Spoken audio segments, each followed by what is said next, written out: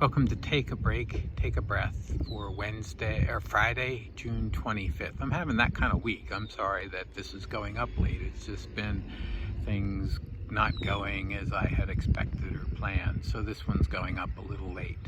It's Friday, June 25th, and Take a Break, Take a Breath is an invitation for you to pause in your day, to rest a little bit, just as I'm doing now, and to center yourself in God who made you and loves you and calls you by name. I'm Rick Boyer, the pastor of Prospect Presbyterian Church in Maplewood, New Jersey. And each time we come together for Take a Break, Take a Breath, I've been reading through the Gospel of Mark now, and we're up to Mark 32 to 45. Mark 10:32 to 45. This is Jesus' third prediction of his passion, meaning his arrest and death and eventual resurrection, although he doesn't talk as much about that as much as he does the suffering, that the Messiah will be arrested and handed over and will die, will be killed. In this passage, after Jesus offers that prediction, it follows the usual pattern of misunderstanding, and James and John come to Jesus and say, "We want you to do whatever we ask of you." And Jesus says, "Well, what do you want?"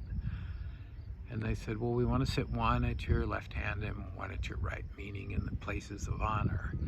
And Jesus, here's the interesting thing. Jesus doesn't get angry with them, and he doesn't reject them. He just says, "Oh, no, that's not something that I can do for you."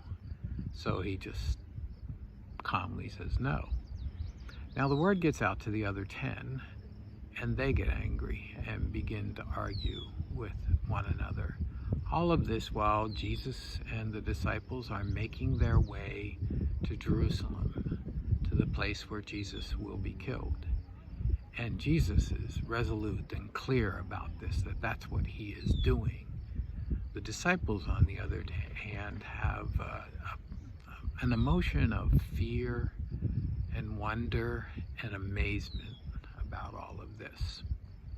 So if you haven't already done so, I invite you to go to a quiet place. I'm on a pier in a sitting area just off to the side where most people don't go, but I can see the water in the place where I am and can feel the breeze off of the ocean, and it's kind of nice.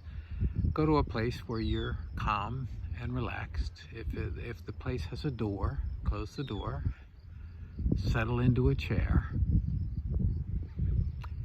close your eyes, and become aware of your surroundings. What's the temperature like in the room where you are? Can you feel the light of the sun, or can you feel the warmth of the light that you're sitting under? Or do you feel the coolness of air conditioning? Can you feel the support of the chair holding you up? Or if you're laying down, can you feel the support of the floor or the ground? Now take some deep breaths. And as you breathe in the breath of God. And as you breathe out all that separates you from God. Breathe in the breath of life. And breathe out all that does not give you life. Breathe in God's peace. And breathe out all of your fears and your worries and your anxieties, everything that causes you to be distracted from God's great love for you. Breathe in, breathe out. Breathe in, breathe out. And imagine that the peace of God grows in you with each deep breath. That it's like breathing in the nice air of the seaside, an air that brings life and helps you to feel good. So you breathe it in and the calmness spreads in you. It starts in your chest and your lungs, and that breathing becomes nice and deep. And it moves to your heart, and your heart rate slows to a calm and resting rate. And it moves then to your neck, and your neck becomes relaxed and calm and peaceful. And then it moves to your head and your mind. Your mind gets calm and peaceful. It moves to your face, and you can feel the muscles in your face relax. You can feel it on your shoulders and down your arms and your hands open up. Maybe even turn palms up to receive God's peace. You feel it on your back. Your back is, if it's been tense from carrying all of the events of the day or all of the burdens of your life, those burdens are set down for a moment and the muscles get soft. You can feel it on your belly, and your belly gets calm. If it's been agitated, it's calm now. You feel it on your thighs and your calves and your feet. And you're relaxed now because you're washed and completely immersed in the peace of God, in the presence of God's Spirit. And imagine that you are walking with Jesus on a path. And there's something you've been wanting to ask him for a long time. And you know the story of how John and James asked Jesus for something. It's the focus of my reflection today. It was the wrong thing to ask for, the places of honor.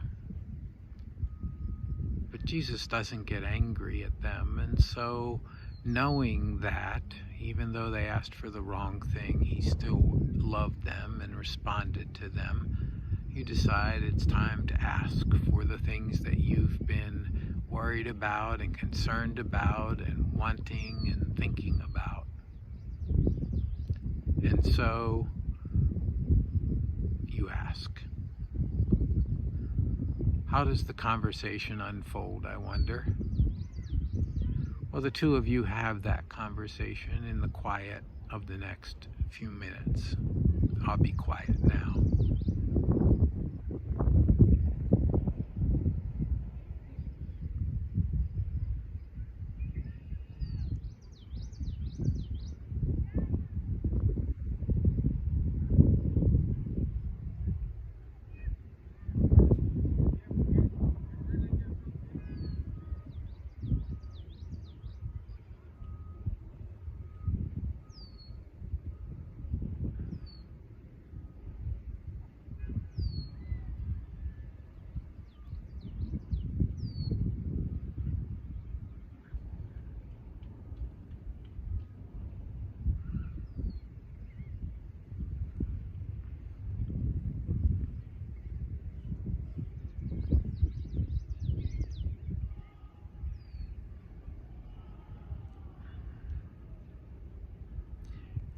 And then the time comes for the conversation to end, and so the two of you wrap up whatever you're talking about and say goodbye in whatever way you need to as you come to a fork in the road, and he goes one way and you go another for now.